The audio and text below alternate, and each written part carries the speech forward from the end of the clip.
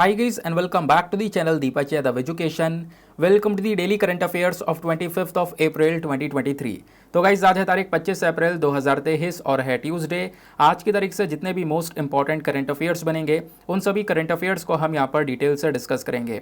ये video UPSC और state PSC के पॉइंट ऑफ व्यू से बहुत ज़्यादा इंपॉर्टेंट हो जाता है। तो चलो शुभारंभ करते हैं, बट आगे बढ़ने से पहले मैं आपको बता दूं हर रोज़ मॉर्निंग में राइट टाइम 5 बजे आपको ये वीडियो इसी चैनल पर मिल जाता है। तो आज कौन कौन समय पर वीडियो में प्रेजेंट हो चुका है नीचे लाइव चैट में ज़रूर से मेंशन करना। इस लेक्चर में हम लोग मेजरली इंडियन एक्सप्रेस के ऊपर फोकस करते हैं, लेकिन इसके साथ साथ बाकी सारे इंपॉर्टेंट सोर्सेज जैसे कि PIB, down to earth, alignment के न्यूज़ आर्टिकल्स को भी प्रॉपर बैकग्राउंड इन्फॉर्मेशन के साथ में कवर करते हैं। इस लेक्चर का जो एंड है वो बहुत इंपॉर्टेंट है, उसको मिस मत करना, क्योंकि डेली बेसिस पे लेक्चर के अंत में आपको क्वेश्चंस की प्रैक्टिस करवाई जाती है। यानी कि जितना भी कुछ हम इस वीडियो में डिस्कस करेंगे उसको आप क्वेश्चन के फॉर्म में प्रैक्टिस कर सकते हो, और आपका जो भी स्कोर आएगा उसको नीचे कॉमेंट सेक्शन में लिखकर ज़रूर से जाना है। नाउ इस लेक्चर का पीडीएफ वगैरह चाहिए तो उसके लिए आपको टेलीग्राम पर जाना है। वहाँ पे जाके सर्च बॉक्स में लिखना दीपक यादव एजुकेशन यूपीएससी, आपको ये टेलीग्राम चैनल मिलेगा। यहाँ से आप डेली बेसिस पे इस लेक्चर के पीडीएफ को डाउनलोड कर पाओगे। साथ ही साथ में अगर आप मेरे साथ में पर्सनली कनेक्ट करना चाहते हो तो उसके लिए इंस्टाग्राम पे जा सकते हो। वहाँ पे जाके अगेन आपको दीपक यादव एजुकेशन लिखना पड़ेगा। 12,000 से ज़्यादा लोग मेरे साथ में जुड़े हुए हैं, आप भी मेरे साथ में पर्सनली जुड़ सकते हो। चलो स्टार्ट करते हैं सेशन को। आज का सेशन बहुत इंपॉर्टेंट होने वाला है। कई सारे न्यूज़ आर्टिकल हम डिटेल से डिस्कस करेंगे और कई सारे शॉर्ट आर्टिकल्स भी हैं। फिर लास्ट में हमारा टेस्ट चलेगा।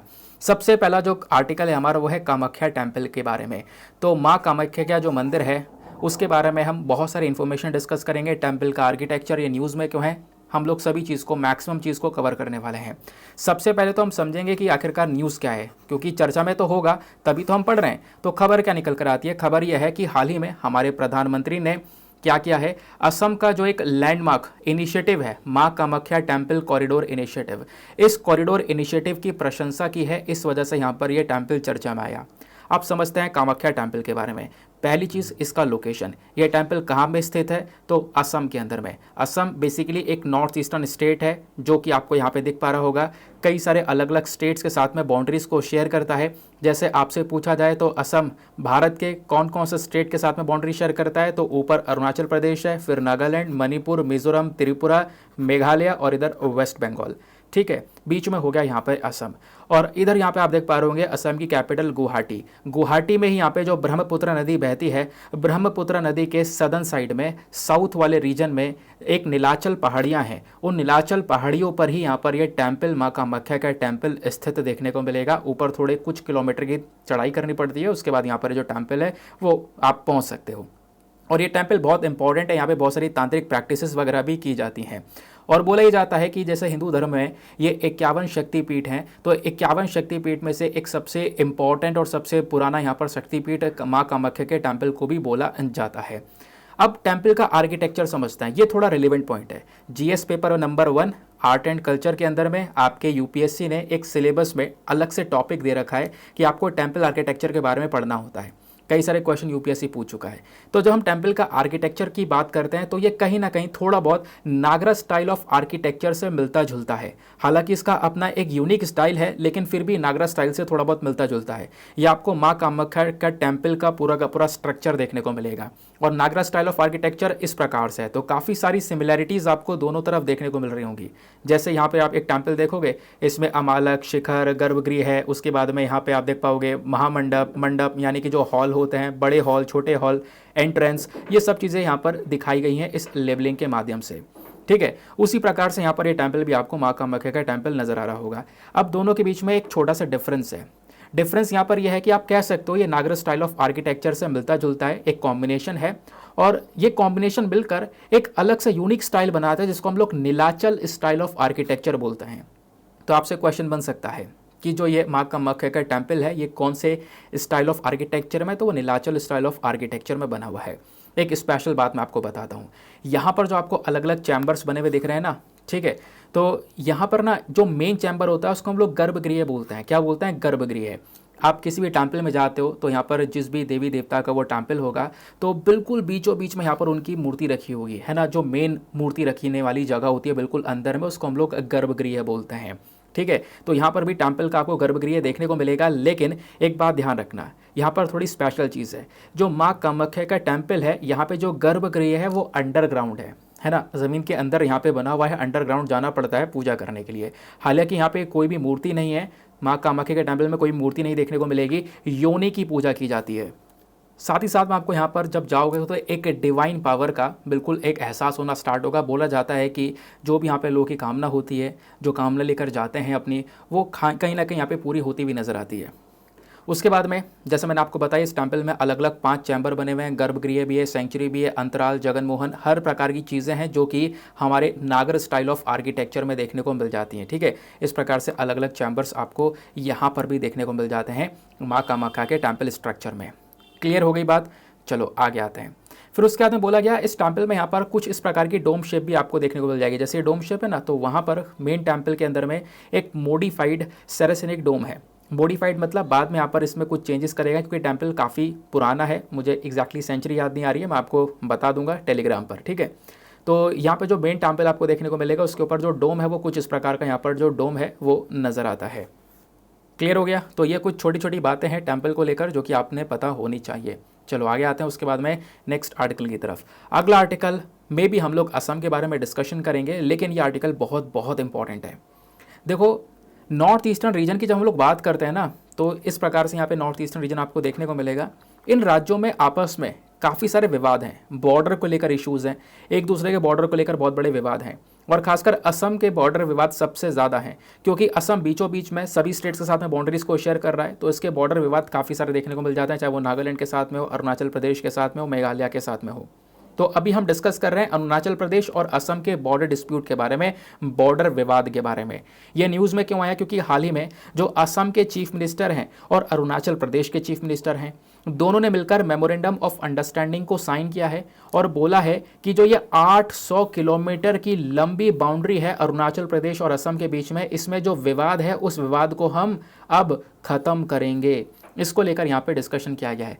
तो यहाँ पे आप लोग देख पा रहे होंगे अरुणाचल प्रदेश की कैपिटल इधर हो गया ईटानगर, इधर यहाँ पर ये असम के दिसपुर। ठीक है, तो ये दोनों स्टेट्स आपने देख लिए, दोनों के बीच में 800 किलोमीटर की बाउंड्री है। अब होता क्या है, जब भी हम दो कंट्रीज़ या दो स्टेट्स के बाउंड्री के डिस्प्यूट के बारे में बात करते हैं, तो ऑब्वियस सी बात है यहाँ पर ये दोनों स्टेट्स के बीच में क्या विवाद होगा? यही विवाद होगा कि कुछ एरियाज़ यहाँ पे अरुणाचल प्रदेश के अंदर में होंगे जो कि असम क्लेम कर रहा होगा, कुछ एरियाज़ यहाँ पे असम के अंदर में होंगे जो अरुणाचल प्रदेश क्लेम कर रहा होगा वो हमारा हिस्सा है।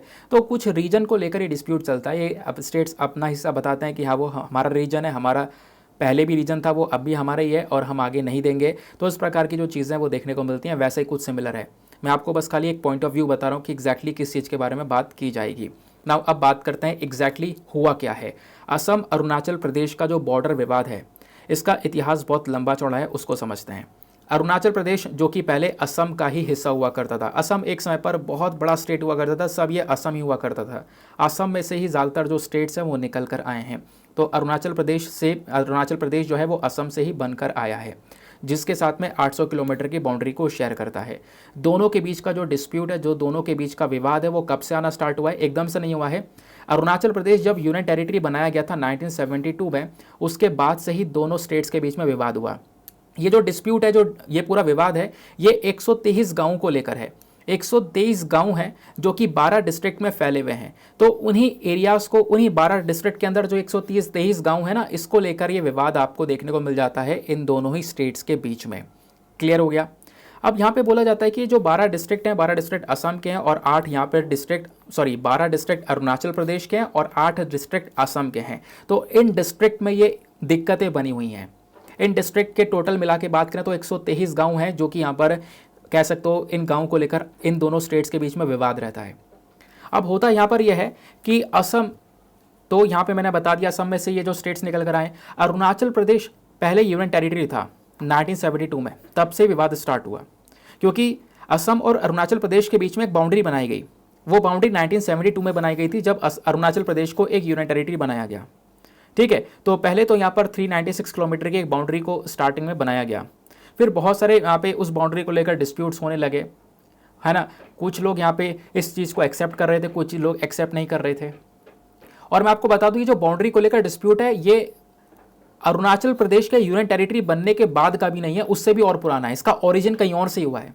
ओरिजिन की बात करेंगे तो अंग्रेज़ों के समय का ओरिजिन है, जब ब्रिटिशर्स ने 1873 में अनाउंसमेंट किया था इनर लाइन रेगुलेशन का। इन्होंने एक इमेजिनरी बाउंड्री बना दी थी, यहाँ पे बस खाली काल्पनिक सी बाउंड्री बना दी थी, किस चीज़ के बीच में, प्लेन हिल्स के बीच में और फ्रंटियर हिल्स के बीच में। तब से यहाँ पर क्या हो गया था, 1915 में एक एरिया बनाया गया था नॉर्थ ईस्टर्न फ्रंटियर ट्रैक्ट्स, यानी आज जिसको आप अरुणाचल प्रदेश बोलते हो ना, वो अंग्रेजों के समय में अरुणाचल प्रदेश नहीं कहलाता था, वो कहलाता था क्या, NEFT। NEFT मतलब नॉर्थ ईस्ट फ्रंटियर ट्रैक्ट्स, ठीक है। ये आप देख पाओगे इस प्रकार से, ये जो एरिया है ये अरुणाचल प्रदेश नहीं कहलाता था, ये NEFT कहलाता था स्टार्टिंग में अंग्रेजों के समय में, ठीक है। फिर बाद में धीरे धीरे करके यहाँ पर प्रेजेंट समय में ये जैसा अरुणाचल प्रदेश बना ना, तो धीरे धीरे ये अरुणाचल प्रदेश बनता है। लेकिन अंग्रेज़ों के समय में 1915 जब देश आज़ाद नहीं हुआ था तब ये NEFT के नाम से जाना जाता था।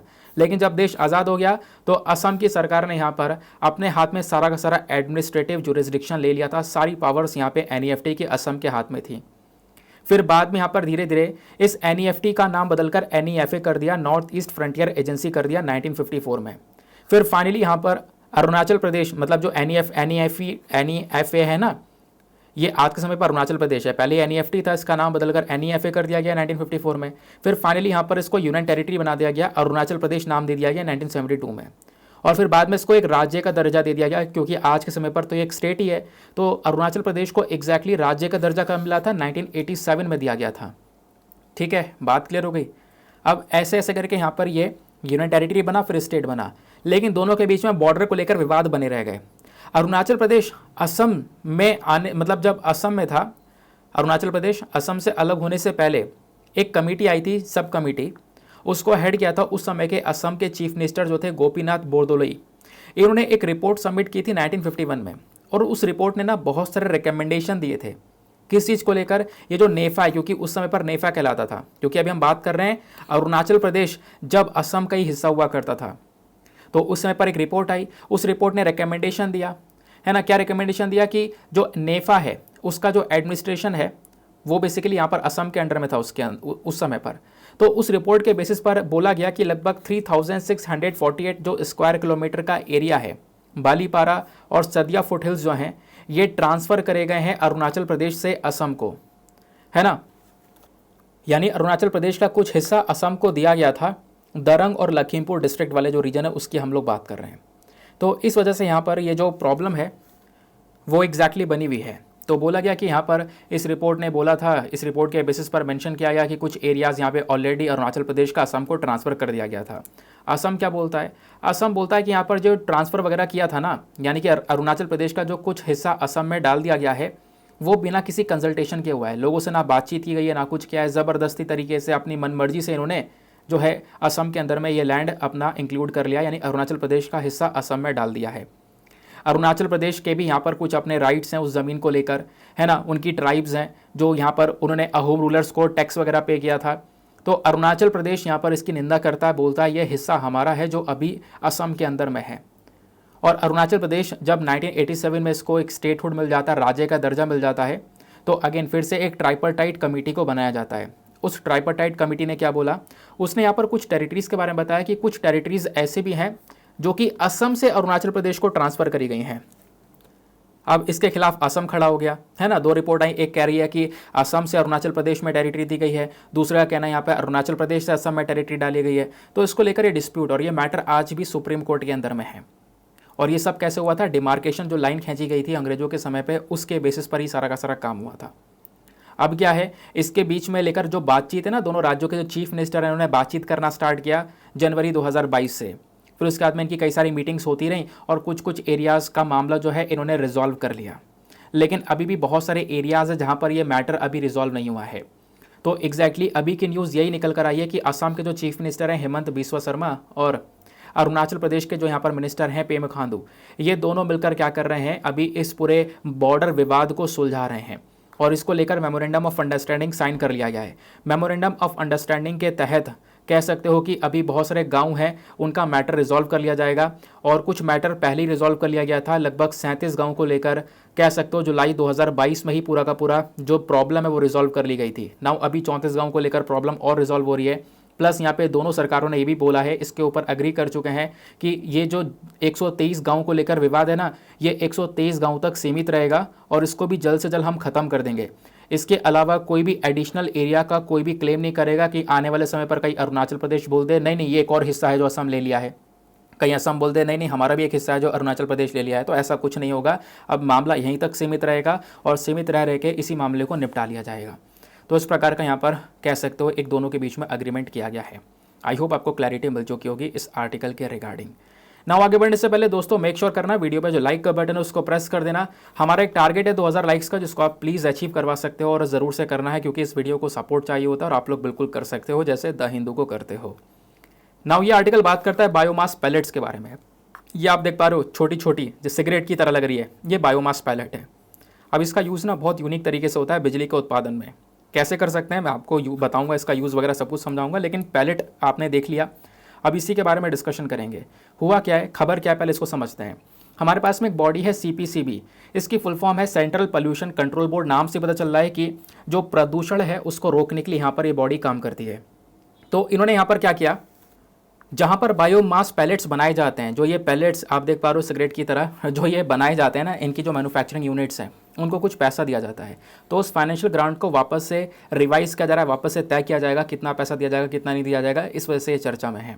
तो बायोमास पैलेट्स क्या होते हैं पहले हम इसको समझेंगे। ये एक प्रकार के रिन्यूएबल फ्यूल है। कौन सा फ्यूल है, रिन्यूएबल फ्यूल, यानी कि कोई भी पोल्यूशन इससे पैदा नहीं होता है। ये ऑर्गेनिक मटेरियल से बना है। ये जो टुकड़े बने हुए हैं ये कैसे बने, ऑर्गेनिक मटेरियल से, जैसे कि लकड़ी के साथ साथ जो एग्रीकल्चर सेक्टर में कुछ कूड़ा निकलता है वो हो गया, एनर्जी क्रॉप्स हो गई, इनका यूज़ करके क्या बनाया गया है, ये पैलेट्स को बनाया गया है। तो बिल्कुल ये रिन्यूएबल है, इनसे कोई पोल्यूशन नहीं होता है। अब ये सारा सामान हमने लिया, उसको बाद यहाँ पर इसको कंप्रेस कर लिया। कंप्रेस में क्या किया जाएगा, बेसिकली जो लकड़ी रेसिड्यू जो भी इस्तेमाल किया है उसके अंदर से जो नमी है, मॉइस्चर है, वो ख़त्म कर दिया जाएगा। मॉइस्चर को रिमूव कर दिया जाएगा ताकि इसकी ये पूरी तरह से सूख जाए और इसकी एनर्जी और ज़्यादा बढ़ जाए। जितना सूखा होगा उतना बेहतरीन तरीके से जलेगा, है ना, तो इसकी एनर्जी और ज़्यादा बढ़ जाए। तो ये इंडिया में बहुत ज़्यादा ज़रूरी है, मैंडेटरी है कि ये जो बायोमास होता है ना या एग्रीकल्चर रेसिड्यू होता है, इसको हम कंबस्शन फ्यूल की तरह इस्तेमाल कर सकते हैं। कंबस्शन फ्यूल का मतलब है कि हम कोयले वगैरह के साथ में मिक्स करके इसका यूज़ कर सकते हैं। फॉर एग्जांपल एक थर्मल पावर प्लांट है जहाँ पर बिजली का उत्पादन होता है और वहाँ पे थर्मल पावर प्लांट में क्या करते हैं, हम कोयले को जलाते हैं, कोयले को जलाने के बाद में बिजली का उत्पादन करते हैं। अब जब कोयला जला रहे हो तो उसमें आप ये पैलेट का यूज़ कर सकते हो, कुछ कोयला जलाओ कुछ पैलेट जलाओ। इससे क्या होगा, कोयले की खपत कम हो जाएगी और कोयला कम होगा तो इससे पोल्यूशन वगैरह भी कम हो जाएगा। ठीक है, तो ये कहीं ना कहीं बायोमास पैलेट का एक बहुत बड़ा यूज़ कह सकते हो। ठीक है, तो बायोमास पैलेट हम कैसे यूज़ करते हैं, पावर प्लांट्स के अंदर में को कंबस्शन के तरह हम लोग यहाँ पर यूज़ कर सकते हैं। तो कोयले के साथ में इसका यूज़ किया जा सकता है। और ये जो पैलेट्स होते हैं, जो छोटे छोटे टुकड़े हैं, ये दो प्रकार के होते हैं, एक होता है टॉरिफाइड और एक होता है नॉन टॉरिफाइड। टॉरिफाइड में क्या होता है, ये एक इसमें ना क्या होता है, टॉरिफाइड में इस पैलेट को 250 से लेकर 350 डिग्री सेल्सियस पर प्रोसेस किया जाता है ना, जहाँ पे बिल्कुल ऑक्सीजन नहीं होगा, ऑक्सीजन की कमी में इस पर्टिकुलर टेम्परेचर पर इसको प्रोसेस किया जाएगा।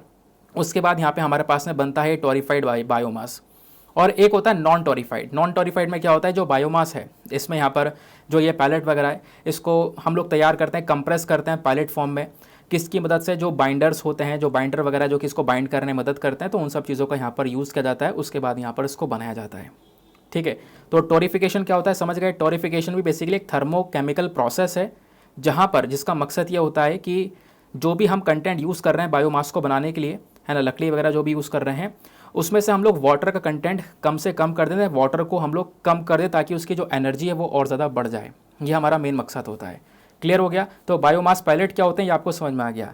नाउ अभी यहाँ पर इस आर्टिकल में एक और चीज़ बाकी है, वो है इस बॉडी के बारे में, सेंट्रल पोल्यूशन कंट्रोल बोर्ड। क्योंकि कहानी पूरी यहीं से शुरू हुई थी कि सेंट्रल पोल्यूशन कंट्रोल बोर्ड जो है अभी इस पूरे फाइनेंशियल ग्रांट को रिवाइज करने वाला है।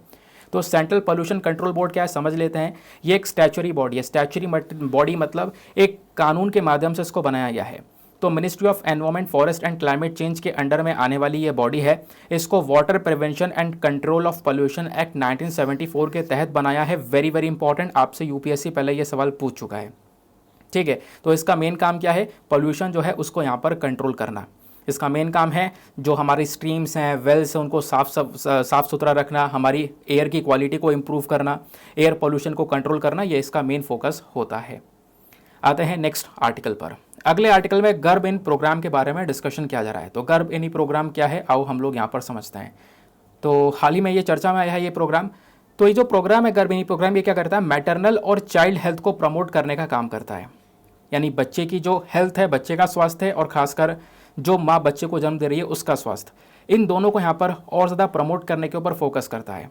प्लस यहाँ पर इस प्रोग्राम का मेन मकसद ये है कि हम ऐसा प्रेडिक्शन टूल बनाएं जो कि प्रीटर्म बर्थ को लेकर काम करे। प्रीटर्म बर्थ आप समझ रहे हो, देखो वैसे यहाँ पर बच्चा जब एक मदर के फॉर्म में बनना स्टार्ट होता है, बनते बनते यहाँ पर उसको 9 महीने लगते हैं यहाँ पर जन्म लेते लेते, 9 महीने का पूरा टाइम पीरियड होता है। अब उस 9 महीने से पहले पहले, थोड़ा बहुत पहले, 1-2 सप्ताह पहले यहाँ पे बच्चे का जन्म हो जाता है ना, थोड़ा बहुत और पहले भी हो सकता है, तो उसको हम लोग प्री टर्म बर्थ बोलते हैं। अभी मैं आपको एक्जैक्टली इसकी प्रॉपर साइंटिफिक डेफिनेशन बताऊंगा कि क्या है। तो उस प्रीटर्म बर्थ को जो है प्रिडिक्ट करने के लिए, है ना, कि वो प्रीटर्म बर्थ कब होगा, उसका प्रेडिक्शन एक अंदाज़ा लगाने के लिए जो टूल्स वगैरह हैं वो भी डेवलप किया जाता है इसी प्रोग्राम के तहत, जिससे हम बच्चे की हेल्थ और खासकर यहाँ पे जो माँ की हेल्थ है, दोनों को हम आगे प्रमोट करने का फोकस करते हैं इस प्रोग्राम के अंडर में। और ये जो पूरा प्रोग्राम है, ये इनिशिएटिव एक हमारे डिपार्टमेंट ऑफ बायोटेक्नोलॉजी के अंदर में आता है।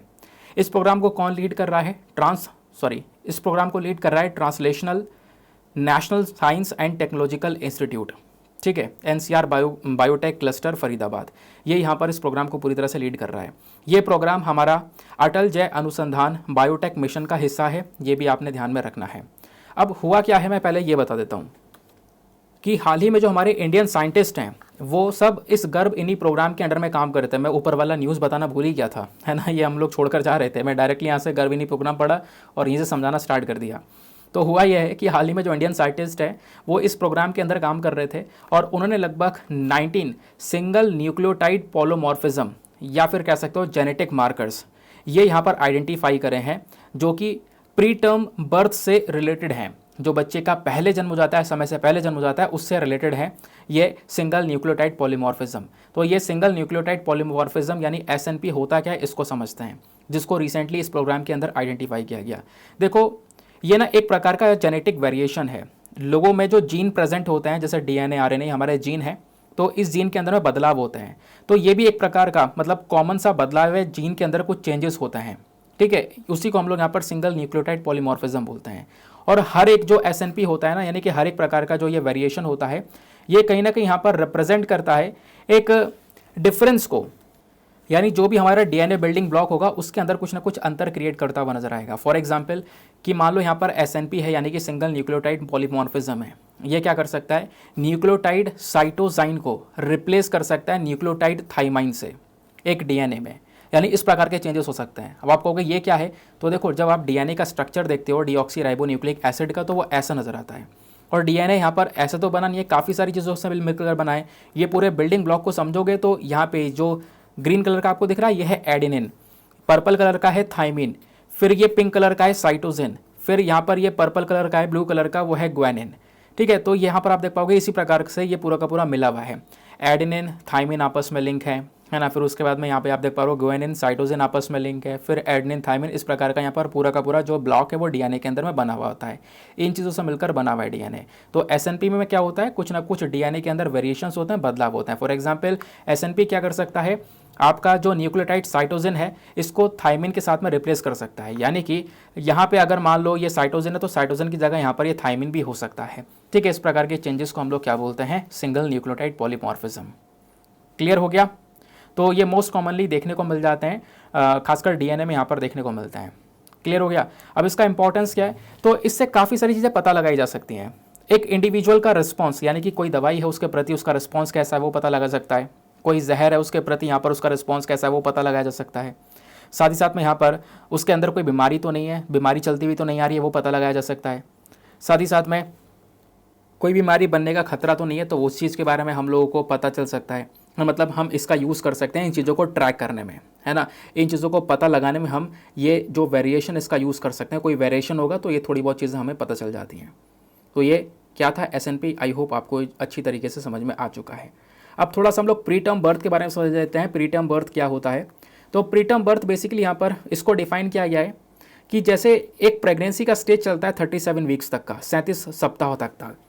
अब उस 37 वीक्स का जो ये पूरा का पूरा प्रेगनेंसी का स्टेज है ना, इससे समय से पहले ही यहाँ पे अगर किसी बच्चे की जन्म हो जाता है तो कहीं ना कहीं यहाँ पर, तो इन सप्ताह से पहले यहाँ पर उसका जन्म हो जाना, लगभग कह सकते हो कि 28 वीक्स में किसी का जन्म हो जाता है है ना, या फिर 28 से 32 के बीच में या 32 से 37 के बीच में, तो वो प्री टर्म बर्थ कहलाता है। क्या कहलाता है? प्री टर्म बर्थ, यानी अपने समय से पहले यहाँ पर उसका जन्म हो जाना।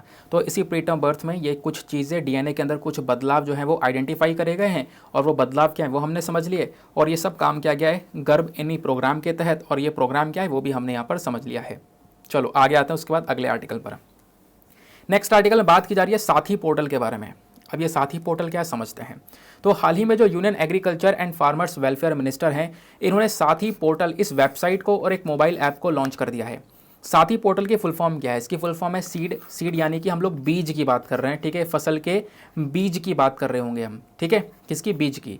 तो जो सीड है इसी के बारे में पूरा का पूरा इस पोर्टल पर डिस्कशन किया गया है। साथी पोर्टल की फुल फॉर्म है seed traceability authentication and holistic inventory portal. ये एक सेंट्रलाइज्ड ऑनलाइन सिस्टम है। क्या है? एक ऑनलाइन सिस्टम जिसको डिज़ाइन किया गया है ताकि जो बीज से संबंधित दिक्कतें हैं उसको हम ख़त्म कर सकें। बीज का प्रोडक्शन, उसकी क्वालिटी, उसकी पहचान, उसका सर्टिफिकेशन, वो सारा काम इस ऑनलाइन सिस्टम के तहत किया जा सकता है। तो ये जो पूरी वेबसाइट है इसको किसने बनाया है? इसको डेवलप किया है नेशनल इन्फॉर्मेटिक्स सेंटर ने। और इन्होंने अकेले भी डेवलप नहीं किया है, इन्होंने union ministry of agriculture and farmers welfare के साथ में कोलैबोरेट करने के बाद में इसको डेवलप किया है। प्लस इस वाली वेबसाइट पर एक QR कोड का सिस्टम भी दिया गया है, जिसके तहत आप जो बीज है ना उनको ट्रेस कर सकते हो, उनका पता लगा सकते हो। साथ ही साथ में ये जो पोर्टल है ये इंश्योर करेगा क्वालिटी एश्योरेंस सिस्टम को। यहाँ पर क्या होगा, सीड की क्वालिटी को यहाँ पर ये चेक करने में मदद कर सकता है। प्लस इस सिस्टम में और भी कई सारी चीज़ें होंगी, research, seed certification, seed licensing, catalogue, सब कुछ होगा। इसमें एग्जैक्टली होगा क्या कि अगर मान लो कोई अच्छा बीज है जिसको पूरी तरह से वैलिड सर्टिफिकेशन मिल चुका है, तो उसी बीज को हम क्या करेंगे, बेच देंगे। और वो बीज कैसे बेचा जाएगा? वो बेचा जाएगा एक वैलिड लाइसेंस डीलर के माध्यम से। एक ऐसा व्यक्ति जिसके पास में प्रॉपरली लाइसेंस हो, तो वो उस बीज को बेच सकता है हमारे फार्मर्स को। किन किसान भाइयों को? जो कि सेंट्रल गवर्नमेंट के अंदर में रजिस्टर्ड हैं। तो उनको यहाँ पर ये बीज मिल जाएगा, और साथ ही साथ में उनको सब्सिडी भी मिल जाएगी, उसके ऊपर एक पैसा भी मिल जाएगा DBT में, यानी कि डायरेक्ट बेनिफिट ट्रांसफ़र उनके अकाउंट में मिल जाएगा, फार्मर्स के अकाउंट में। ठीक है, तो एक अच्छी क्वालिटी का बीज प्रोवाइड करवाने के बारे में चर्चा की गई है सारथी पोर्टल के अंदर में। सारथी नहीं, साथी पोर्टल के अंदर में। तो साथी पोर्टल क्या है ये आपने समझ लिया है। अब इसको बनाया है नेशनल इन्फॉर्मेटिक्स सेंटर ने। तो NIC के बारे में 2 लाइन है जिसको आप पढ़ सकते हो। पहली बात, NIC को बनाया गया था इस बॉडी को 1976 में, ताकि वो टेक्नोलॉजी से संबंधित जो सोल्यूशंस है वो हमारी केंद्र सरकार और राज्य सरकार को दे सके। जैसा अभी यहाँ पर ये सोल्यूशन दिया है बीज को लेकर।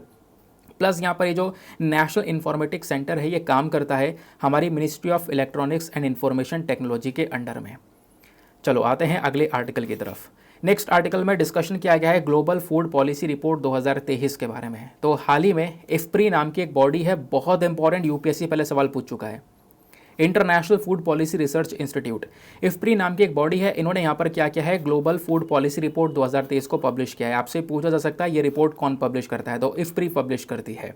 ठीक है, तो यहाँ पर इन्होंने काफ़ी सारी चीज़ें मेंशन की है। इन्होंने बोला है कि अर्ली वार्निंग सिस्टम में थोड़ा सा हमें ज़्यादा पैसा इन्वेस्ट करना चाहिए। ठीक है, अर्ली वार्निंग सिस्टम यानी लोगों को पहले से एक वार्निंग दे सके, चेतावनी दे सके, ताकि हम लोगों की जान बचा सकें। तो ये बात यहाँ पर इस रिपोर्ट में बोली गई है। तो इस रिपोर्ट में बोला है खासकर हमें अर्ली वार्निंग सिस्टम बनाना चाहिए फूड सिस्टम को लेकर। दुनिया भर में खाने को लेकर बड़े बड़े क्राइसिस आने स्टार्ट हो चुके हैं। तो उस क्राइसिस का एक प्रेडिक्शन करना, अंदाज़ा लगाना कि हाँ भाई इस देश में ये जो है क्राइसिस आ सकता है ना। तो उसको लेकर यहाँ पर ये जो रिपोर्ट से काम करती हैं। बट इस रिपोर्ट का कहना यह है कि इसके ऊपर थोड़ा हमें और मजबूत होना होगा, हमें अंदाज़ा लगाना होगा, अंदाज़ा लगाना सीखना होगा, और अर्ली वार्निंग सिस्टम्स बनाने होंगे कि कहीं पर खाने का अकाल पड़ने वाला है तो हम वहाँ पे पहले से कुछ ना कुछ सपोर्ट प्रोवाइड करवा सकें, ताकि वहाँ पे जो लोग हैं वो सफ़र ना कर सकें, लोगों को सपोर्ट कर सकें, लोगों को फूड सिक्योरिटी दी जा सके। अगर कोई क्राइसिस आ भी गया है तो भी लोगों तक खाना पहुंचाया जा सके। जिस देश में खाना नहीं मिल पा रहा है लोगों को, वहां पे खाना पहुंचाया जा सके। ये बेसिकली इस रिपोर्ट का कहना है। ठीक है, जो कि अभी यहाँ पर 2023 की रिपोर्ट पब्लिश हुई है। क्लियर हो गया? उसके बाद में आगे आते हैं। अब देखो ये रिपोर्ट पब्लिश किसने की है, IFPRI ने। तो आपसे यहाँ से भी सवाल बन सकता है।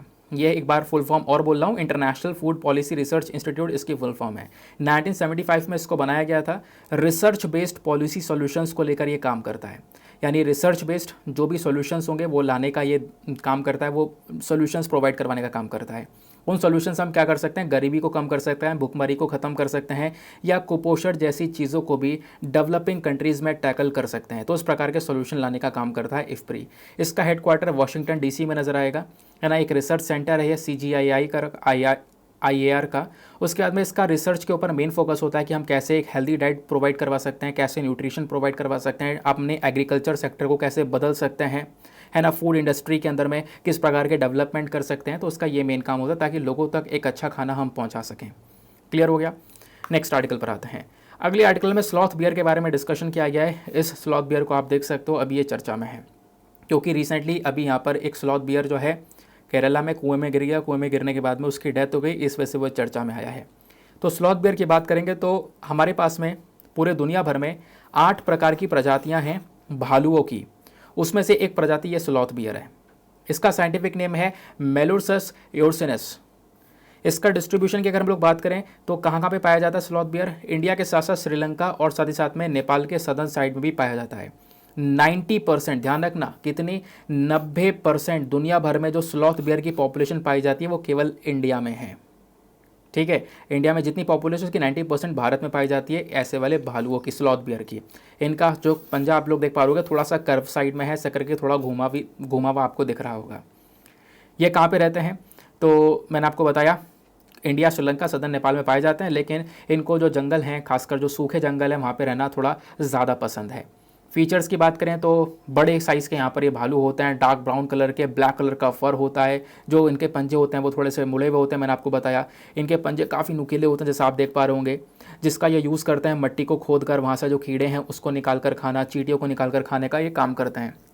साइज़ क्या है वो सब आपको याद रखने की ज़रूरत नहीं है, वेट वगैरह कितना होता है वो सब आपसे कहीं नहीं पूछा जाएगा। हाँ, ये ज़रूर याद रख सकते हो, ये जो भालू होता है इनकी देखने की और सुनने की क्षमता बहुत कम होती है। नहीं तो ये सही, ना ही तो ये सही से देख सकते हैं और ना ही सही से सुन सकते हैं, लेकिन एक जो कैपेसिटी है वो बहुत तगड़ी होती है इनकी, वो है सूंघने की ताकत, स्मेल करने की ताकत। स्मेल करने की ताकत सबसे ज़्यादा होती है स्लॉथ बियर के अंदर में। ये पूरी तरह से स्मेल कर सकते हैं चीज़ों को। और कुदरती तौर पर अगर हम देखें तो इनकी जो नाक है उसको एक प्रोटेक्शन मिला हुआ है। इनकी जो नॉस्ट्रल्स है ना वो पूरी तरह से क्लोज हैं, कंप्लीटली बंद है, ताकि जो छोटे छोटे जानवर हैं, डस्ट हैं, कूड़ा है या कीड़े हैं, उनसे यहाँ पर इनकी नाक बची रहे। बाकी कंजर्वेशन स्टेटस की अगर हम लोग बात करें तो यानी कि यहाँ पे इनको किस प्रकार से सुरक्षा दी जा रही है, तो IUCN लिस्ट के अंदर में इस स्लॉथ बियर को वल्नरेबल कैटेगरी में कवर किया गया, यानी कि इनकी पॉपुलेशन लगातार खतरे में जाती हुई नजर आ रही है। और Indian wild life protection act 1972 में इस स्लॉथ बियर को शेड्यूल 1 में रखा गया है। शेड्यूल 1 में रखने का मतलब यह है कि आप इसकी हंटिंग वगैरह नहीं कर सकते। अगर हंटिंग वगैरह करोगे तो कहीं ना कहीं आपको बहुत भारी पेनल्टी भरनी पड़ सकती है। अगले आर्टिकल पर आते हैं। नेक्स्ट आर्टिकल में बात की गई है United nation capital development fund के बारे में। अब हालांकि नीचे फुल फॉर्म दूसरी लिखी हुई है, इसको आप मत पढ़ना, ये ऊपर वाली सही है, United nation capital development fund. ये चर्चा में क्यों है, तो अभी हुआ क्या है कि अटल इनोवेशन मिशन नीति आयोग के अंडर में आता है अटल इनोवेशन मिशन। तो अटल इनोवेशन मिशन, नीति आयोग और साथ ही साथ में ये UNCDF यानी कि United nation capital development fund, ये तीनों साथ में आए। साथ में आने के बाद में इन्होंने हाल ही में एक वाइट पेपर लॉन्च किया है जिसका मकसद है कि इंडिया को एग्रीटेक इनोवेशन में, यानी एग्रीकल्चर से संबंधित जो टेक्नोलॉजी है इसमें नए नए आविष्कार करते रहें। इस मामले में भारत को एक ग्लोबल लीडर बनाया जाए। तो इस वजह से यहाँ पर ये तीनों की तीनों बॉडी साथ में आई हैं और इसी वजह से UNCDF और ये अटल इनोवेशन मिशन चर्चा में है। तो दोनों बॉडीज़ क्या हैं आओ डिस्कस करेंगे। United nation capital development fund, ये यूनाइटेड नेशन का एक इम्पॉर्टेंट कह सकते हो बॉडी है जो कि लीस्ट डेवलपमेंट कंट्रीज़ के लिए काम करती है। किन के लिए? लीस्ट डेवलप्ड कंट्रीज़, यानी कि जहाँ पर विकास बहुत ज़्यादा कम है। तो एक autonomous voluntary funded UN organisation है ना। तो कह सकते हो कि यहाँ पर यूनाइटेड नेशन की ही एक बॉडी है जिसको यहाँ पे मान्यता मिली है यूनाइटेड नेशन डेवलपमेंट प्रोग्राम के तहत। तो इसका जो मेन मकसद है, मेन मकसद वैसे मैं आपको बता चुका हूँ कि जो डेवलपिंग कंट्रीज़ हैं, जो धीरे धीरे डेवलप हो रही हैं, उनको हेल्प करना, उनको असिस्ट करना, कैसे वो ग्रो कर सकती हैं, उनको लोन्स लेने में मदद करना, है ना। तो ये इसमें यहाँ पर ये हेल्प करता है। प्लस जो खासकर लीस्ट डेवलप्ड कंट्रीज़ हैं उनके ऊपर इसका मेन फोकस होता है जहाँ पर विकास और बहुत ज़्यादा कम है। तो ये यूनाइटेड नेशन की इकलौती एजेंसी है जिसका मेन काम होता है कहाँ पर? लीस्ट डेवलप्ड कंट्रीज़ पर। नहीं तो फिर लीस्ट डेवलप्ड कंट्रीज़ पर कोई सी यूनाइटेड नेशन एजेंसी की बॉडी ध्यान नहीं देती। इकलौती यही बॉडी है जो कि यहाँ पर लीस्ट डेवलप्ड कंट्री के ऊपर ध्यान देती है। दूसरा पॉइंट था हमारा अटल इनोवेशन मिशन। तो अटल इनोवेशन मिशन बेसिकली हमारे सरकार का ही एक इम्पॉर्टेंट इनिशिएटिव है और इस इनिशिएटिव का मकसद यह है कि हम इंडिया में जो इनोवेशन है, जो नए नए आविष्कार हैं या जो बिजनेस एंटरप्रेन्योरशिप है, इसको हम लोग प्रमोट करें, इसके कल्चर को प्रमोट करें अपने देश में। ये बेसिकली अटल इनोवेशन मिशन का एक मेजर ऑब्जेक्टिव है। इसको 2016 में सेटअप किया गया था। इसका मेन ऑब्जेक्टिव क्या है कि हम लोग अपने देश में इनोवेशन कर सकें, अपने देश में जो एंटरप्रेन्योरशिप है उसको बढ़ा सकें, उसको लेकर यहाँ पे एक पूरा इकोसिस्टम बना दें स्कूल, यूनिवर्सिटीज़, रिसर्च इंस्टीट्यूशंस में। इसका मेन गोल ये है। इसकी इंप्लीमेंटिंग एजेंसी कौन सी है? तो नीति आयोग ही है। यूपीएससी ने डायरेक्टली क्वेश्चन पूछ लिया था कि अटल इनोवेशन मिशन कौन से मिनिस्ट्री में आता है, तो नीति आयोग के तहत आता है। ये बात ध्यान में रखना है, बहुत इंपॉर्टेंट है। नाउ फाइनली दोस्तों आते हैं हम लोग अपने प्रीलिम्स रैपिड फायर के क्वेश्चंस के ऊपर में। जो भी हमने अभी डिस्कशन किया है उसके बेसिस पर देखते हैं आज के क्वेश्चंस सही कौन कौन अटेम्प्ट करता है। जो भी मैं क्वेश्चंस आपको मैं बताऊंगा वो सब हमारे जो अभी हमने रिसेंटली टॉपिक्स को डिस्कस किया है उसके ऊपर बेस्ड हैं। और कोशिश करना कि ज़्यादा से ज़्यादा क्वेश्चन को सही करो और आपका जो भी स्कोर आता है वो नीचे कॉमेंट सेक्शन में ज़रूर से लिख कर जाना। तो पहला क्वेश्चन बात करता है कामाख्या टेम्पल के रेफरेंस में आपको 2 स्टेटमेंट्स दिए गए हैं, बताना है कौन सा स्टेटमेंट सही है। पहला स्टेटमेंट बोलता है ये कामाख्या टेम्पल अरुणाचल प्रदेश में स्थित है, अरुणाचल प्रदेश में खासकर मिशमी वाली पहाड़ियों पर। दूसरा स्टेटमेंट बोलता है कि कामाख्या टेम्पल बना है नीलाचल स्टाइल ऑफ आर्किटेक्चर के तौर पर, यानी कि जो स्टाइल ऑफ आर्किटेक्चर है वो आपको इस टेम्पल पर देखने को मिलता है। तो बताओ कौन सा स्टेटमेंट सही है। Option A 1 only, option B 2 only, option C दोनों सही हैं या फिर ऑप्शन डी दोनों के दोनों गलत हैं। नेक्स्ट क्वेश्चन पर आते हैं। अगला क्वेश्चन बात करता है ग्लोबल फूड पॉलिसी रिपोर्ट 2023 जो कि हाल ही में न्यूज़ में देखने को मिली है, इसको कौन सी बॉडी ने पब्लिश किया है आपको बताना है। ऑप्शन ए international food policy research institute यानी कि इफ्प्री, या फिर वर्ल्ड बैंक, या फिर IMF यानी इंटरनेशनल मॉनेटरी फंड, या इनमें से कोई नहीं। बहुत सरल सा क्वेश्चन है, फटाफट इसका आंसर भी नीचे कॉमेंट सेक्शन में दो। अगले क्वेश्चन पर आते हैं। नेक्स्ट क्वेश्चन बात करता है किस चीज के बारे में? गर्भ इनी प्रोग्राम के बारे में। तो गर्भ इनी प्रोग्राम के रेफरेंस में 2 स्टेटमेंट्स दिए गए हैं, बताना है कौन सा स्टेटमेंट सही है।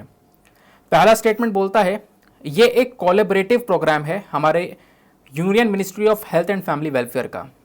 दूसरा स्टेटमेंट बोलता है इस प्रोग्राम का मेन मकसद है माँ की और बच्चे की हेल्थ को प्रमोट करना, प्लस कुछ ऐसे प्रिडिक्शन टूल बनाना, यानी कि कुछ ऐसे अनुमान लगाने वाले टूल बनाना जो कि प्रीटर्म बर्थ को देख सकते हैं। प्रीटर्म बर्थ यानी कि बच्चे का जो पहले जन्म हो जा रहा है समय से पहले, उस चीज़ को यहाँ पर प्रिडिक्शन कर सकें। तो बताओ कौन सा स्टेटमेंट सही है। Option A 1 only, B 2 only, C दोनों सही हैं या फिर डी दोनों के दोनों गलत हैं। अगले क्वेश्चन पर आता है। नेक्स्ट क्वेश्चन बात करता है बायोमास पैलेट के बारे में। तो बायोमास पैलेट के रेफरेंस में यहाँ पे अगेन 2 स्टेटमेंट्स दिए गए हैं, बताना है कौन सा स्टेटमेंट सही है। पहला स्टेटमेंट बायोमास पैलेट बनाए जाते हैं ऑर्गेनिक मटेरियल से, जैसे लकड़ी, एग्रीकल्चर रेसिड्यूज या एनर्जी क्रॉप से। दूसरा स्टेटमेंट बोलता है बायोमास मटेरियल का एक प्रकार होता है टोरीफाइड बायोमास पैलेट। तो ये जो टोरीफाइड वाले बायोमास पैलेट होते हैं इनको बनाया जाता है ऑक्सीजन की प्रेजेंस में, यानी ऑक्सीजन के साथ में बनाया जाएगा और ऑक्सीजन के साथ में लगभग इनको प्रोसेस किया जाएगा 250 से लेकर 350 डिग्री सेल्सियस के टेम्परेचर पर। तो बताओ कौन सा स्टेटमेंट सही है। Option A 1 only, option B 2 only, option C दोनों सही हैं या फिर ऑप्शन डी दोनों के दोनों गलत हैं। अगले क्वेश्चन पर आते हैं। नेक्स्ट क्वेश्चन बात करता है हमारा स्लॉथ बियर के बारे में। तो स्लॉथ बियर को लेकर 2 स्टेटमेंट से बताना है कौन सा स्टेटमेंट सही है। पहला स्टेटमेंट बोलता है कि 50% से ज़्यादा जो स्लॉथ बियर की पॉपुलेशन है वो केवल इंडिया में पाई जाती है। दूसरा स्टेटमेंट बोलता है कि स्लॉथ बियर को IUCN रेड लिस्ट में इंडेंजर्ड कैटेगरी में कवर किया गया है। तो बताओ कौन सा स्टेटमेंट सही है। Option A 1 only, option B 2 only, option C दोनों सही हैं या फिर ऑप्शन डी दोनों के दोनों गलत हैं। अगले क्वेश्चन की तरफ आते हैं। नेक्स्ट क्वेश्चन बात करता है UNCDF के बारे में, that is United nation capital development fund के बारे में। तो UNCDF को लेकर 2 स्टेटमेंट्स हैं, बताओ अगेन कौन सा स्टेटमेंट सही है। पहला स्टेटमेंट ये इकलौती यूनाइटेड नेशन एजेंसी है जिसका मेन काम है लीस्ट डेवलप्ड कंट्रीज़ के ऊपर मेन फोकस करना। दूसरा स्टेटमेंट बोलता है कि UNCDF क्या करता है, ये इन्वेस्टमेंट कैपिटल और टेक्निकल सपोर्ट देने का काम करता है पब्लिक और प्राइवेट सेक्टर्स को। तो बताओ कौन सा स्टेटमेंट सही है। Option A 1 only, option B 2 only, option C दोनों सही हैं या फिर ऑप्शन डी दोनों के दोनों गलत हैं। अगले क्वेश्चन पर आते हैं। बस यही थे सारे के सारे क्वेश्चंस। आई होप आप लोगों ने मैक्सिमम क्वेश्चंस को बिल्कुल सही अटेम्प्ट किया होगा, सही आंसर दिए होंगे। चलो फटाफट हम लोग अब इन क्वेश्चंस के आंसर्स को देखना स्टार्ट करते हैं। लास्ट वाले क्वेश्चन से मैं आपको सारे के सारे आंसर्स बताता हुआ चलूंगा।